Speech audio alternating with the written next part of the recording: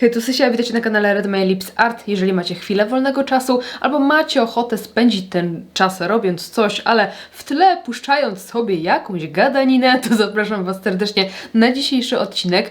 Powodem dzisiejszego odcinka jest ta oto paletka i te oto przepiękne, nowe multichromy od The Dots, które już czekają na mnie od pewnego czasu. Dotknęłam je owszem, ale nie robiłam jeszcze żadnego makijażu. Chciałam to zrobić z Wami, więc dzisiaj będziemy testować sobie te multichromy. Zrobimy sobie jakiś fajny makijaż z ich użyciem oczywiście zrobimy sobie dzisiaj pełny makijaż, coś tam sobie poużywamy, ale z nowości chciałabym właśnie przetestować tę czwóreczkę od The Dots i mam tutaj również takie bardzo intrygujące i interesujące nowości, jakimi są te pomadki z Hean. To są Juicy Lips, one są w wersji glossy i w wersji sparkle, więc chciałabym chociaż jednej sobie dzisiaj użyć, żeby sprawdzić formułę, kolor i tak dalej. To są takie klasyczne pomadki, bardziej nawilżającym wykończeniem. Więc na pewno będziemy testować sobie dzisiaj te dwa produkty, ale oprócz tego zrobimy sobie makijaż może po prostu jakimiś zwykłymi, starszymi kosmetykami. Jeżeli macie ochotę spędzić ze mną chwilę czasu albo przetestować, sprawdzić, co myślę o tych nowościach, to zapraszam Was serdecznie do oglądania. I żebyście nie musieli za długo czekać na crème de la crème dzisiejszego odcinka, to myślę, że zaczniemy sobie od oczu, a potem wykonamy sobie resztę twarzy. Więc zacznę sobie od brwi, żeby mieć już taką ramę oka przygotowaną i sięgam sobie po żel True Glue z Claresy. Ja zawsze sobie zaczynam od nałożenia go w przeciwnym kierunku pod włos. Zostawiam na chwilkę, żeby leciutko przestygł i dopiero potem wyczesuję w odpowiednim kierunku. Bardzo mnie zaintrygowały te nowości od The Dots, te multichromy, no bo wiemy, że multichromy to jest taki specyficzny produkt, on zawsze jest droższy, zawsze jest taki, wiecie, no wymagający, bo te kolory zwykle są bardzo intensywne, a tutaj ta kolekcja powstała ponoć z myślą właśnie o takiej łatwości w użytkowaniu, że to ma być coś przyjaznego dla osób, które mają opadającą powiekę. To mają być produkty, które się ładnie trzymają, które nie wymagają jakiegoś specjalnego traktowania, jakichś specjalnych, nie wiem, produktów, narzędzi, czegoś tam, żeby móc je nałożyć, więc na pewno będziemy próbować sobie dzisiaj zarówno pędzelkiem, jak i palcem, żeby sprawdzić te multichromy. No i właśnie kolorystyka taka trochę bardziej zgaszona, jesienna, żeby ona też się nadawała do używania na co dzień, no bo często w sumie faktycznie multichromy wychodzą w takich bardzo intensywnych kolorach, co sprawia, że też no nie zawsze nadają się do użytku na co dzień, bo nie każdy z nas lubi, wiecie, bardzo intensywne zielone oko, czy jakieś tam właśnie takie odjechane kolory, a kiedy jednak te kolory są takie troszkę stłumione, trochę bardziej przygaszone, wydaje mi się, że automatycznie są łatwiejsze do używania. O, tutaj już widzę, jak to pięknie odbija światło, także no jestem ich bardzo ciekawa. Niech mi te brewki szybciej podsychają, bo czuję, że są cały czas mokre, może się powachluję trochę jakąś paletką. Patrzę na stronie, że jeden taki cień kosztuje 48,50. Wiem, że to się wydaje dużo, ale przy multichromach, no to jest to w zasadzie normalna cena. Pigmenty multichromowe są bardzo drogie i nie da się zrobić ich taniej, ewentualnie można zrobić po prostu taniej, ale bardzo byle jakie. I widzę, że jest cały zestaw do kupienia za 165 zł, przecenione ze 194. Ja widziałam też, że wchodzi mój kod rabatowy na te cienie, więc możecie sobie skorzystać. Kod Red My Lips Art. Na dole macie wszystkie moje kody aktywne, rabatowe zawsze wypisane, więc jak macie ochotę, możecie sobie skorzystać. No i są to oczywiście produkty wegańskie i cruelty free. Uzupełnię sobie jeszcze brwi pisaczkiem, jak już mi wyschły. Ogólnie ten pisak spokojnie pisze na takich mocno usztywnionych brwiach żelem, ale ten żel musi być wyschnięty całkowicie, bo jak on jest jeszcze taki mokry, no to faktycznie on tam będzie się coś tam mazał i nie wiadomo, czy on coś będzie malował, czy nie będzie malował. I listę użytych produktów również macie na dole w opisie zawsze wypisaną. Na samym dole są produkty, których użyłam, więc jeżeli potrzebujecie dokładnej nazwy jakiegoś tam kosmetyku, to zaglądajcie sobie zawsze do opisu. Tam jest wszystko. Okej, możemy przejść do makijażu oka. Ja mam tutaj puszek, którego używałam wczoraj z taką, wiecie, resztką pudru. Ściągam sobie po prostu ewentualne sebum, które mam na powiekach, żeby mieć pewność, że wszystko będzie się ładnie utrzymywać. No i ja nakładam bazę pod cienie. Ja nakładam zawsze bazę pod cienie, bo mam taką specyficzną powiekę, która nie utrzymuje mi za dobrze makijażu, więc nie będę testowała tych cieni bez bazy, bo nie ma to u mnie sensu. Natomiast nie jest to baza jakaś tam specyficznie zaprojektowana pod błyski. To jest po prostu baza pod cienie, więc to nie jest coś, co podbije nam mocniej jakoś tam pigment tych cieni, jak na przykład takie, wiecie, bazy specjalne do błyszczących cieni. Więc zobaczmy, z czym mamy do czynienia, jeżeli chodzi o te kolory. Zaczniemy sobie od swatch. Tutaj mam odcień Pixel Dust. W ogóle przepiękny, taki jaśniutki. I już sobie sprawdzamy, jak on się prezentuje. Oh yes. Tutaj ja widzę, zobaczcie, taką delikatnie szarawo-błękitną bazę i błysk tutaj jest ewidentnie taki różowo-brzoskwiniowy. Ja bym powiedziała, że jest brzoskwiniowy. Tutaj jest troszeczkę bardziej seledynowy, zielono-złoty. No, bardzo, bardzo ładny. Totalnie użytkowy, totalnie na co dzień. Lubimy takie kolory, bo multichromy jednak bardzo często wychodzą na takiej ciemnej bazie, a takie dzienniaczki I love it. Przejdźmy sobie do Cyber Glow. Tu widzę trochę więcej fioletu. Jakie one są, słuchajcie, gładziutkie. One są bardzo gładziutkie, takie lekko pod palcem ślisko silikonowe. Bardzo lubię takie formuły, bo one się mega wygodnie nakładają bez osypywania i często fajnie też pracuje się pędzelkiem. W każdym razie, tutaj mamy Cyber Glow i Cyber Glow ma też taką brudno, powiedziałabym, że szarawo-oliwkową bazę, no i błyszczy nam się na fioletowo-zielono. Tutaj jak patrzymy, to widzimy taki piękny różo-fiolet, chłodny, a tutaj on na taki turkusowo-zielony się odbija. Potem pokażę Wam ujęcia, żeby było te przebłyski ładnie widać. Następnie Prism Violet. Ten jest przepiękny, będzie taki żuk. Ja już widzę, że on jest... Czy go tutaj złapiemy go jakoś tak fajnie w ujęciu? O! Fiolecik. A tu jest taki piękny turkus. Żuczek, to będzie żuczek. Prism Violet. Proszę bardzo. Dziewczyno. Dzień dobry. Coś pięknego. Jak ja kocham takie żuki. Baza. Co my mamy w bazie? Znowuż jest taka brudna, trochę fioletowa, prawda? Widzicie to, jak się nie odbija światło? I mamy błysk pierdut, piękny, taki niebiesko-turkusowy. No i tutaj ja widzę, że on idzie w fioletowo-różowy, że w ogóle z tej strony widzę, że jest fiolet, a tu w taki różowo-brzoskwiniowy idzie. Ja cię kręcę. Piękny. No i Glitch Forest. Taki jesieniarski, słuchajcie, jesieniarski. Próbujemy Glitch Forest. Dziewczyno. Yeah. Dziękuję bardzo. Pozamiatane. Patrzcie, jaki żuk mi się na palcu zrobił. Skarabeusz. To jest, słuchajcie, skarabeusz. Mamy przepiękną zielonkawą bazę, taką już dosyć intensywną.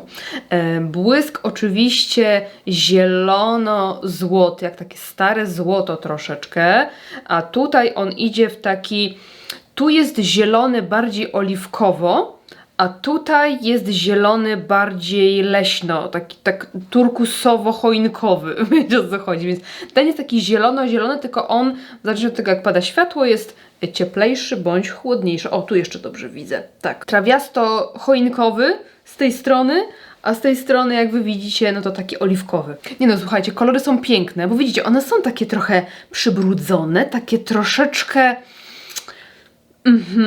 I teraz jaki makijaż zrobić, żeby użyć wszystkich? Bo na jednym się nie skończy.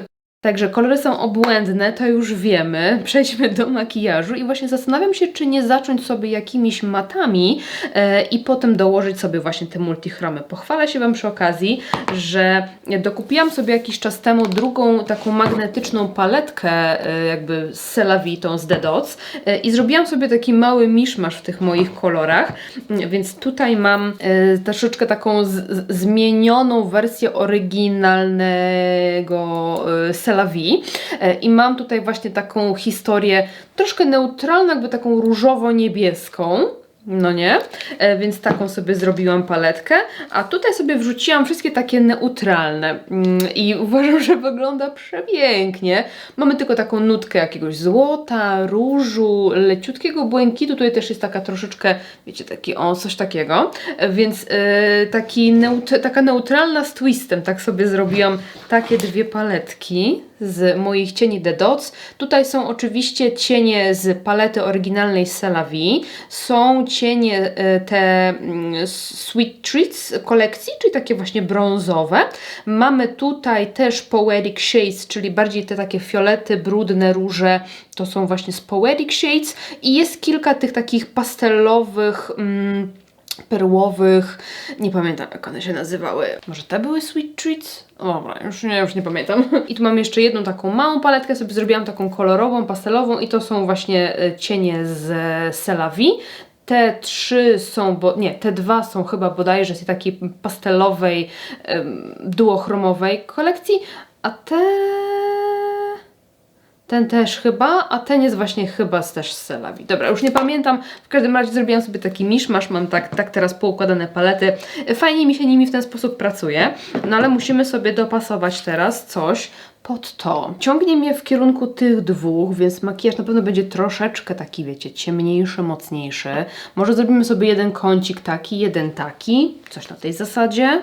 Myślę, że ten bym wprowadziła sobie w wewnętrznej części oka, więc zaczniemy sobie może od jakiegoś brązu, może niech będzie ten. I to jest odcień Fudge.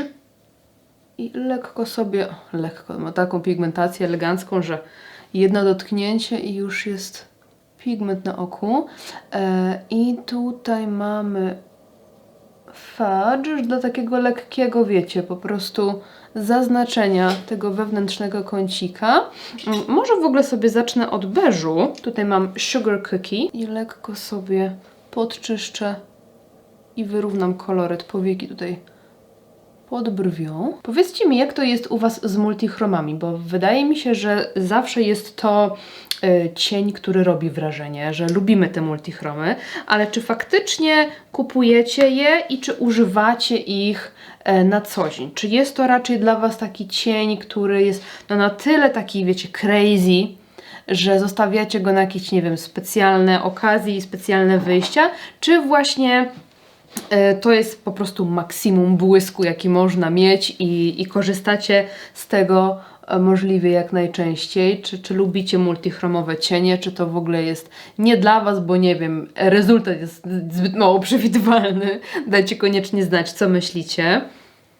Ja kontynuuję sobie tutaj pracę odcieniem Fudge. Albo wiecie co, ja sobie zacznę od tych kolorków i potem sobie czymś tam rozblenduję, bo nie wiem do końca, wiecie, jak ta koncepcja, nie chciałabym po prostu jakby zepsuć tego zawczasu wszystkiego. Sięgam sobie zatem po taki spłaszczony pędzelek i odcień ten taki oliwkowo-zielony. Zobaczymy, jak on się aplikuje na najzwyklejszy suchy pędzel. Z tym, że nie wybrałam sobie puszystego, tylko właśnie taki bardziej spłaszczony, trochę jak pędzelek do ust. No i to się aplikuje znakomicie, słuchajcie, bez żadnej bazy i w zasadzie na suche cienie nakładam to. I na razie osypu żadnego nie widzę.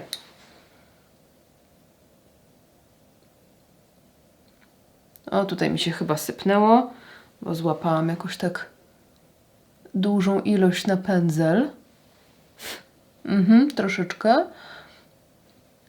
Ale zobaczcie, że to się naprawdę bardzo fajnie nakłada. Jednak te cienie, które mają taką gładką formułę, są dużo, dużo łatwiejsze do aplikacji niż te płateczkowe, no bo takie gładkie i łatwiej się nakłada palcem i pędzlem. One się nie osypują, nie trzeba tam, wiecie, nie wiadomo jak tam rozcierać i tak dalej pod palcem. Więc powiem Wam, że lubię, bardzo lubię i właśnie dużo tych marek Indie ma takie gładkie błyski, albo na przykład te chińskie, japońskie, koreańskie kosmetyki też często mają takie gładkie i bardzo wygodnie się nimi pracuje. No zobaczcie. Totalnie bezwysiłkowa robota. I jeszcze tak w celach eksperymentalnych użyjemy sobie tego niebieskiego. I użyję go na taki kulkowy pędzelek. Jestem ciekawa, jak będzie się nakładało czymś takim bardziej puszystym. Na luzaku. Na luzaku. No to nieźle.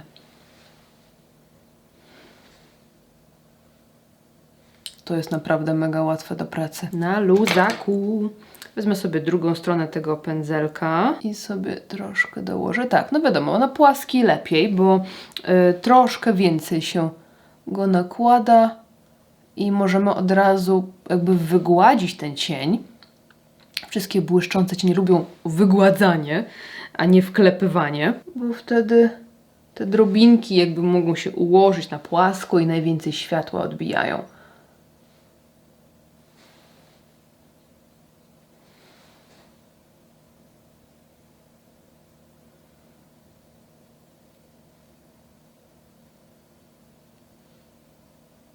Ogólnie jest bardzo spoko. To jest bardzo spoko i bardzo wygodne do pracy.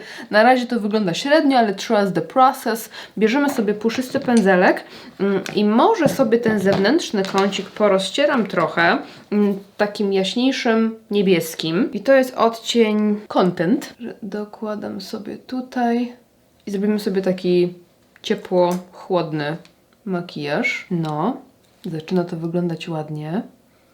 Nawet się jakoś mocno nie wytrąca ten multichrom przy rozblendowywaniu, no ale na pewno będziemy sobie i tak dokładać trochę tego, no bo rozcieranie to powoduje, że nam się cień rozprasza, więc musimy, jeżeli nie chcemy stracić tej intensywności i w tej kolejności robimy makijaż jak ja, no to warto sobie potem jeszcze dołożyć trochę tego błyszczącego cienia. No powiem Wam, znakomitości tutaj The Dots, naprawdę. Mega fajnie, że mamy taką indie brand u nas w Polsce.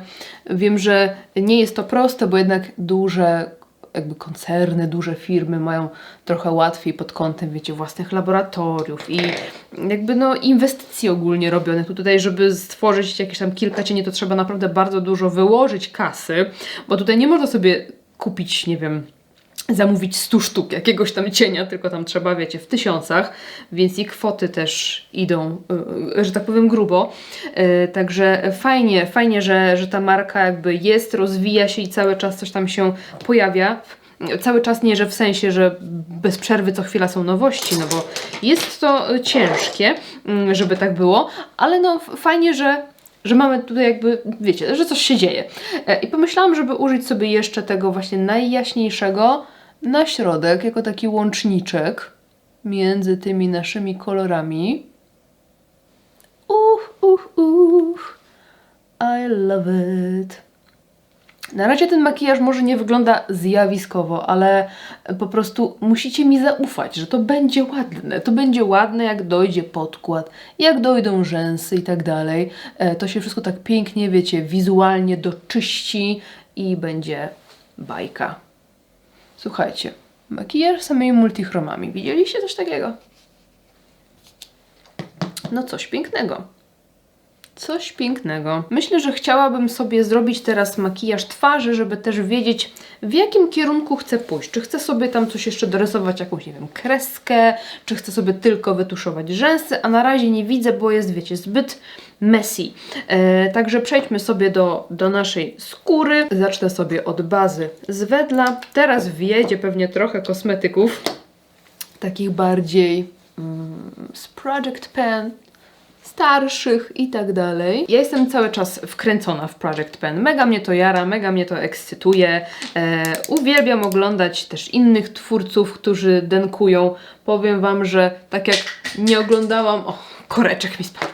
Nie oglądałam ostatnimi czasy w ogóle TikToka, bo jakoś tak nie lubię TikToka, ale tak mi się ostatnio zaczęły właśnie algorytmy nakierowywać na te Project Penowe filmiki jakichś tam różnych dziewczyn z zagranicy, z Polski i tak mi się fajnie po prostu robi, jak sobie to oglądam, że tyle osób jest jakby w tym projekcie. To jest, wiecie co, to jest takie normalne, to powinno być takie normalne, takie ludzkie, że my po prostu zużywamy rzeczy do końca.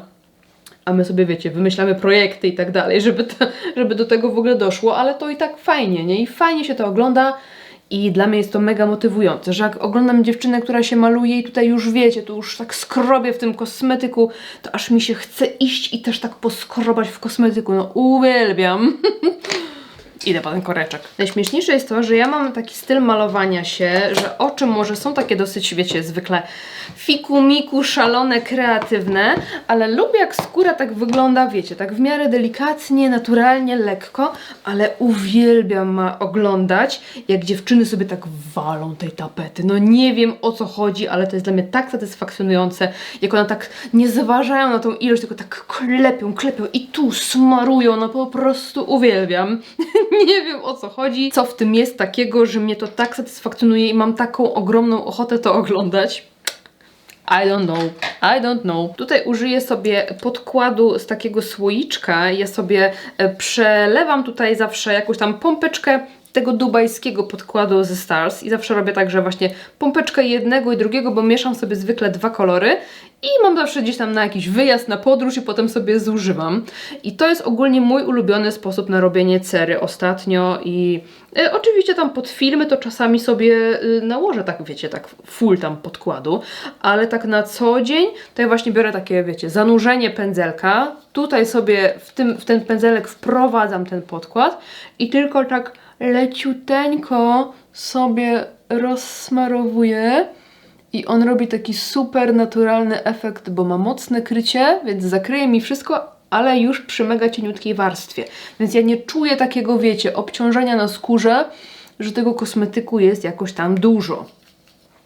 I to mi się bardzo podoba i fajnie właśnie koresponduje z jakimś tam mocniejszym makijażem oka, bo wszystko się tak fajnie balansuje i wyrównuje. Widzicie, mało fancy to wygląda, ale jest bardzo praktyczne, bo ja sobie dosłownie takie, wiecie, nawet to, tyle co tutaj jest na brzegach, to ja spokojnie, jakbym gdzieś na przykład na weekend jechała, to by mi starczyło, nie? Ja biorę sobie właśnie ten pędzelek, to jest w ogóle mój ulubiony do tej metody, do tej techniki i to jest jakiś stary pędzel, Jessup 110. Face Shape się nazywa i on jest dla mnie absolutnie idealny, jeżeli chodzi o wielkość, jeżeli chodzi o grubość, gęstość włosia, poziom zbicia tego włosia i żadnym innym pędzlem nie robi mi się tego tak dobrze, jak właśnie tym. Nawet się zastanawiam, czy nie poszukać sobie jakiegoś zamiennika, albo po prostu sobie dokupić, bo czasami w tygodniu nie zdążę umyć, a mam ochotę znowu użyć tego pędzla.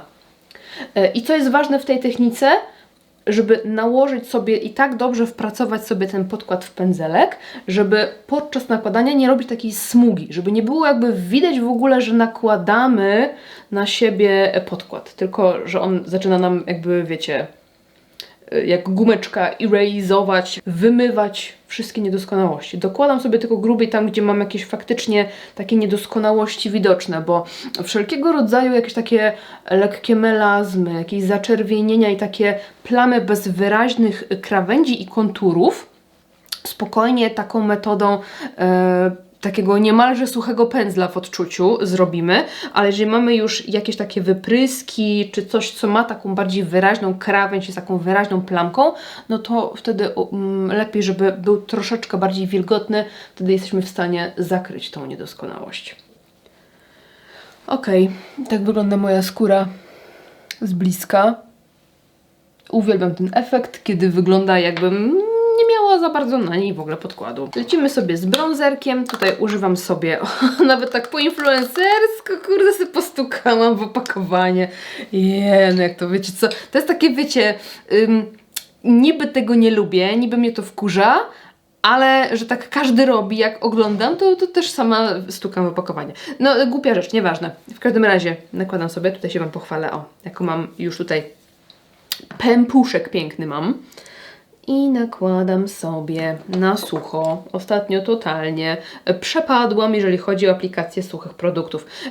Wiem, że była swego czasu taka moda na mokre konturowanie i mokre róże i już tak troszeczkę ona mija, ale wydaje mi się, że to nie jest kwestia mody. W sensie po prostu jakoś tak mam ostatnio ochotę bardziej na używanie suchych, już te kremowe. No nie wiem, czy mi się znudziło, czy mi się po prostu już nie chce w to bawić, w takie wiecie, no bo jest to zawsze troszeczkę takie brudniejsza robota. A tutaj rachu, ciachu, cyk, pyk, myk. Na pewno jest to łatwiejsze i szybsze, ale nie uważam, że to robię po prostu, bo moda się skończyła na kremowe albo coś w tym stylu. Po prostu mam ochotę ostatnio w ten sposób, a ja jak widzicie nakładam na jeszcze nieprzypudrowaną skórę, dzięki czemu wydaje mi się, że też to konturowanie jest takie bardziej miękkie. Owszem, łatwiej jest sobie zrobić plamę, kiedy konturujemy sobie skórę suchym produktem na mokry podkład. Wtedy trzeba mieć dobre wyczucie, albo odpowiedni pędzel, albo odpowiednie pigmentację bronzera. Ale lubię ten efekt, bo on się tak właśnie jakby wkleja, zapieka trochę na tym mokrym podkładzie i jest po pierwsze bardzo trwały, a po drugie właśnie trochę wygląda jak kremowy, ale bez tej takiej śliskości i tego efektu, no właśnie takiego mokrego, jakiegoś tłustego policzka, wiecie o co chodzi. Następnie różyk, tutaj sobie używam płynnego z Glam Shopu, to jest odcień Faworyta. Też mam go w Project Pan. I ja, żeby mi łatwiej było jakby nakładać go potem bez plam, to sobie taką robię, taką rozmazuję sobie, cyk, cyk, cyk. Czasami to robię sobie na dłoni, ale wiecie, dłoń potem i tak muszę wytrzeć w coś, więc często właśnie na takiej podkładce, żeby mieć czyste ręce, chyba że sobie włożysz paznokieć w róż, wtedy już nie jest czysto. I użyję sobie takiego gęstszego pędzelka, to jest pędzelek w zasadzie teoretycznie do podkładu, Get It Covered od Bangerhead. I sobie tak dokładnie tutaj wklepuję, wpracowuję i subtelnie aplikuję. Trochę na nos sobie też przeniosę. Jest dzisiaj strasznie zimno, ale ja chyba z tym sweterkiem to przesadziłam, bo zrobiło mi się już gorąco. On jest bardzo ciepły. Niby, słuchajcie, poliestrowy, a jest po prostu taki grzejak, że... Grzejak? No, bardzo, bardzo grzeje. O to mi chodziło. Okej. Mam taką tutaj sobie już bazę. Nałożę sobie teraz puder i zacznę sobie od woalki z Glam Shopu. Tak się ona prezentuje. Mam tutaj specjalny giga pędzel do niej. I ja sobie tą woalką najbardziej lubię tak sobie, wiecie, porządnie wprowadzić ten puder w pędzel i rozklepuję sobie na policzku, żeby nie był też taki bardzo matowy i płaski efekt na policzku. Natomiast resztę twarzy, tutaj strefę T, lubię sobie bardziej przypudrować czymś matowym. Jeszcze sobie dołożę tutaj na linię żuchwy, linię brody, wtedy ładnie tak odbija światło, nie jest taki płaski efekt, nie ma takiego odcięcia. I troszeczkę tutaj na linię włosów. Cyk, pyk, myk. Czasami troszeczkę tutaj na środek nosa, żeby nie było też za płasko, jak już dołożę, wiecie, wszystkie matowe rzeczy. A na resztę twarzy pójdzie sypki puder Stars i bryska. Bardzo się polubiłam z tym pudrem ostatnio, ma naprawdę fajne takie mega wygładzające właściwości i nawet polubiłam się z aplikacją tego pudru pędzelkiem, z tym, że używam sobie takiego pędzelka, nie takiego typowo puszystego, tylko takiego. To jest akurat taki już ubrudzony w pudrze pędzelek z Money Brushes MBW05, ale to jest jakaś stara kolekcja, więc nie wiem, czy one są jeszcze dostępne. W każdym razie widzicie, on ma taki kształt, on jest trochę bardziej zbity, jak coś między takim fluffy brush, a jakby pędzlem do podkładu. Ja w ogóle bardzo lubię podkłady tym pędzelkiem nakładać. I on jest troszeczkę bardziej zbity, przez co lepiej mi tutaj wciska ten puder w pory skóry i też tak no nie lata ten puder, bo ja wiem, że wiele z Was bardzo lubi aplikację pędzelkiem, ale takie pędzle jak te, dla mnie one po prostu rozpylają ten puder absolutnie wszędzie. A jednak puszek robi coś takiego, że on nam wciska, nie ma tego bałaganu tutaj wszędzie, ale że ten puder jest naprawdę bardzo dobrze wygładzający, to też nie trzeba go nakładać dużo, więc taka właśnie aplikacja pędzelkiem, troszeczkę takim bardziej zbitym, mega mi ostatnio odpowiada. Czasem tak jest, że polubimy używanie jakiegoś kosmetyku z jakimś konkretnym narzędziem, czy w towarzystwie jakiegoś tam innego kosmetyku, czy ten puder z tym podkładem, czy właśnie ten puder tym konkretnym pędzelkiem, albo u mnie podkład tym konkretnym pędzelkiem daje taki rezultat, jaki lubię najbardziej. Gdzie ja w tym bałaganie położyłam mój pędzel? A, tu jest, do bronzera. Wracam sobie jeszcze do bronzera i jeszcze sobie odrobinę go dołożę. Czasami po przypudrowaniu skóry możemy mieć wrażenie, że troszeczkę zelżała intensywność, no bo puder delikatnie zakrył i rozjaśnił nam makijaż. I ja tutaj właśnie zamiast różu dokładam sobie bronzer, no bo mam dosyć jakby dużo kolorów na oku, więc też jak za dużo nawalę tego różu, może to wyglądać akurat w tej konfiguracji kolorystycznej trochę źle. I właśnie moim takim sposobem na to, żeby nie było zbyt, wiecie, tak papuszkowo i klaunio, jeżeli używam kolorów na oczach, to nałożenie sobie różu, ale potem omiatanie go jeszcze odrobiną bronzera. I wtedy on się tak subtelnie neutralizuje i aż tak mocno, wiecie, nie wychodzi na pierwszy plan. To oczywiście zależy od makijażu, no bo przy wielu makijażach róż intensywny i wyrazisty będzie wręcz mile widziany i będzie dobrze wyglądał, ale czasami są takie makijaże, w których ten róż sprawia, że wyglądamy wręcz tak troszkę tandetnie. To jest wszystko, wiecie, to jest wszystko po prostu nauka tego balansu w makijażu, wyczucia, patrzenia na ten makijaż, żeby po prostu widzieć te rzeczy, żeby widzieć to, że on będzie lepiej wyglądał tak albo śmak. Użyję sobie odrobinę kremowego różu i to będzie ten z RMS, to jest Living Luminizer i lekko sobie wklepię paluszkami. Dawno go nie używałam, znaczy używam go od kilku dni codziennie, bo dawno go nie używałam i przypomniało mi się, jak bardzo go uwielbiam.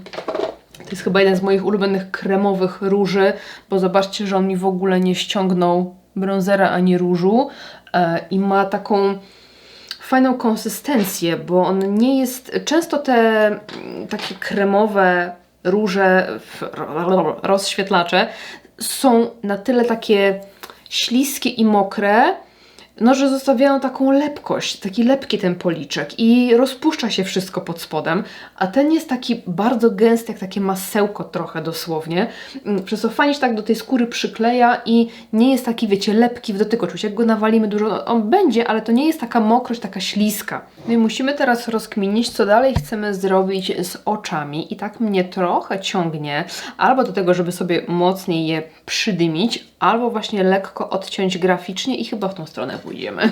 Czasami łatwiej jest podjąć decyzję, jak powiecie coś na głos. Lekko sobie zwilżam pędzelek w płynie micelarnym lub w czymkolwiek innym. I tutaj sobie odetniemy coś takiego.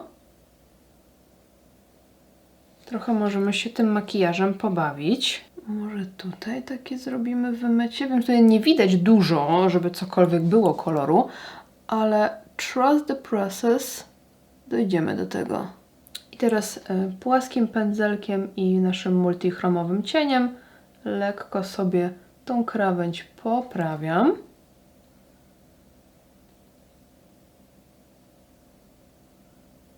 Naprawdę się świetnie pracuje tym cieniem, jak już sobie można multichrom tak, o zobaczcie, pędzelkiem nałożyć. Excuse me? Coś pięknego. Zobaczcie, jakie tutaj się rybki urocze zrobiły nam. I może wezmę sobie teraz ten fioletowy, którego jeszcze nie używaliśmy, na ten sam pędzelek.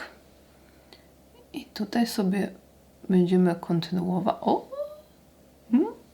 Taką łezkę sobie zrobimy. I to samo, wybaczcie, nie widać mnie w kadrze, bo trochę uciekłam, bo ciężko mi tu się wygiąć. W tym wymytym miejscu tutaj robię też taki przecineczek. Kurde, jakie to jest fajne! Troszkę sobie tutaj doczyszczam, wymywam te przestrzenie, żeby były nieco bardziej tutaj precyzyjne i widoczne. I myślę, że nałożę sobie jeszcze w te miejsca beżowy cień, żeby mieć jeszcze mocniejsze odcięcie, więc wracam sobie do tego jasnego beżu. I doczyszczam sobie tutaj wszystko. Jeszcze tą zielenią sobie nie poprawiałam, więc troszkę tej zieleni tutaj wokół tych krawędzi. No powiem Wam, że naprawdę jak na multichromie, żeby taką precyzję mieć, to jestem w lekkim szoku. No i myślę, że tutaj dolną powiekę sobie tutaj też polecimy. Myślę, że zacznę sobie najpierw od tego niebieskiego, albo może tych dwóch niebieskich cieni. I zejdziemy sobie na dolną powiekę, połączymy sobie z tą zielenią tutaj, żeby wszystko ładnie nam się tutaj łączyło. Pyk, pyk, pyk. Na pewno sobie dołożymy też tego multichromka, a co? Ale najpierw troszkę matów i trochę tego cudeńka teraz na paluszek, tak żeby połączyć błyszczącą zieleń z matowym niebieskim. I co myślimy? Jak nam się to podoba? To w ogóle bardzo gładko wygląda na powiece. Nałożę sobie czarną kredkę na linię wodną i wytuszuję rzęsy i zaraz do Was wracam. Padłam jeszcze na niecny plan dodania sobie takiego neonowego eyelinera, to jest z Apolki eyeliner Lime. Już sobie go rozrzedziłam płynem Duraline, no i zobaczmy, czy ja popsuję ten makijaż, czy nie. Nie mogę oddychać, nie mogę mówić, dajcie mi spokój.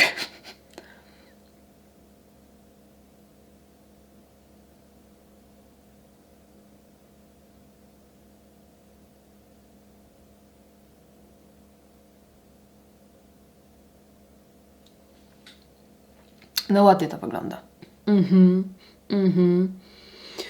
O, ale to jeszcze nie koniec niestety. Chcę sobie to też obrysować. Jeżeli chcemy robić takie precyzyjne rzeczy kremowym eyelinerem, to Duraline jest tutaj absolutnie niezbędny, bo jeżeli chcemy mieć takie bardzo precyzyjne linie, to potrzebujemy bardzo cieniutkiego pędzelka. A takie, które są najbardziej cienkie, mają długie włosie, ona się łatwo ugina. Więc gęstej formuły nie podźwigną. Trzeba ją mocno rozrzedzić. Okej, I'll be back. Muszę tu się wygodnie usadowić. No nie róbcie tego w domu. Nie no, ogólnie to było warto, nie? Było warto, ale aż spociłam, aż mam mokre pachy. Tyle było roboty. Ale tak się prezentuje nasze oczko. No ten eyeliner tutaj fajnie podbił jeszcze bardziej kształty i to wszystko. Te multichromy są przepiękne. I w zasadzie mamy no niemalże wykończony makijaż. Zostały nam już tylko usta. Więc chciałabym sobie sprawdzić te Juicy Lips od Hean. I wydaje mi się, że fajnie by było wybrać sobie jakiś jaśniejszy kolorek, żeby też nie dominował w naszym makijażu. Tutaj sobie patrzę na swatche, żeby otworzyć odpowiedni kolor. I tak mnie ciągnie w takim razie do Sunset Sorbet 06. Bardzo ładne opakowanka, takie lekko matowe. Soczysty kolor, błyszczące drobinki i efekt tafli wody. Nawilża, wygładza i podkreśla usta, nadając im apetyczny blask. Może mamy jakąś resztkę błyszczyka na ustach, więc lecimy. Mamy tutaj taką... ale apetycznie pachnie. Co to jest? Jakieś takie cukierki owocowe. Jakieś żelki? Gumy? Nie wiem. Może mi przyjdzie do głowy, co to jest, ale bardzo apetyczny zapach. Lecimy. To jest mega mięciutkie, ale nie takie, że się rozpada. To nie jest taka formuła melting. Okej, widzimy drobinki, jest taka lekka metaliczność, bardzo ładny, zdrowy kolor. Dosyć mocno pachnie, ale nie wiem, czy będzie mi przeszkadzać. To muszę sprawdzić, muszę to zweryfikować, ale jeżeli chodzi o sam kolorek, bardzo ładny, taki delikatny, twarzowy, ładnie wyglądają te drobinki. Troszkę widać, że tu jest troszkę takich, wiecie, brokaciczków, ale wydaje mi się, że ładnie, estetycznie się to prezentuje. Mamy w takim razie skończony makijaż. Myślę, że te usta bardzo fajnie tutaj pasują do tego looku, ładnie się kolorystycznie zgrywają z kolorem policzków i tak wiecie, nie dominują tego makijażu. Pochodzę sobie trochę w tym make-upie i zobaczę, jak też się będzie utrzymywał, jeżeli chodzi o zjadalność tej pomadki. No wiadomo, ona jest taka, wiecie, lekka, nawilżająca, więc to nie będzie coś, co się będzie super mocno utrzymywało, ale podejrzewam, że pewnie trochę tych drobinek nam zostanie.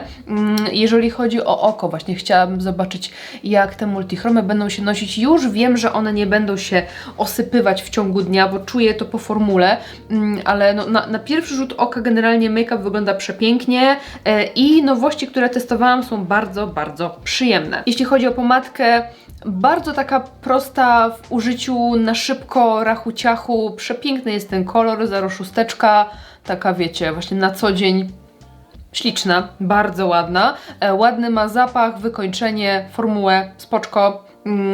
Tylko wiecie, to jest po prostu nawilżająca pomadka, więc nie będzie też jakoś, nie wiem, super trwała, no bo jest to nawilżająca pomadka, ale bardzo fajna. No a jeżeli chodzi o te multichromy, no to wiecie, co myślę.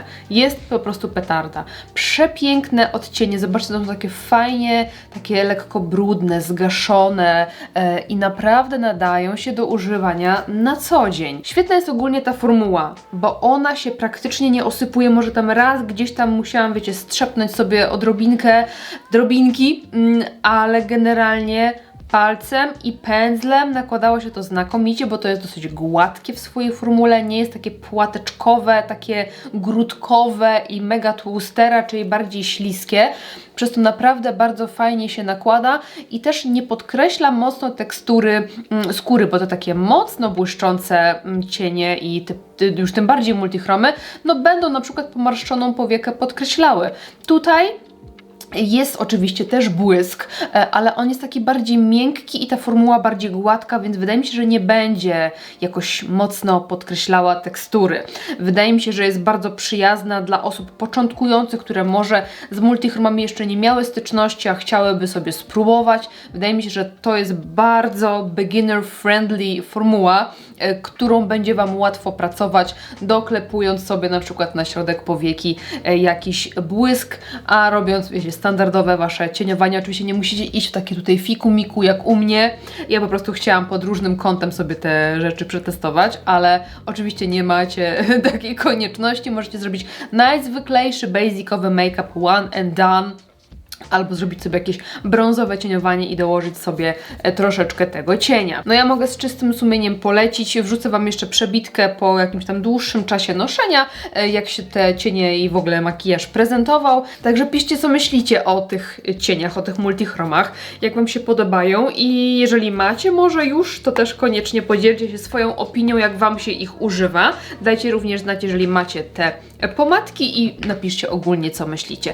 Myślę, że będę też dorzucała pozostałe kolory gdzieś tam do rozdań, może gdzieś tam w przyszłości, a póki co zostawiam sobie tą. No i dziękuję Wam serdecznie za dzisiejszy odcinek, za to, że mogliście spędzić ten czas ze mną, posłuchać albo pooglądać. Napiszcie, co robiliście w międzyczasie, czy siedzicie i oglądacie, czy wolicie sobie coś tam w międzyczasie robić, sprzątać, ogarniać, nie wiem, chodzić na bieżni i tak dalej. Także dzięki Wam serdecznie za oglądanie i widzimy się w następnym odcinku. Trzymajcie się, do następnego. Pa, pa!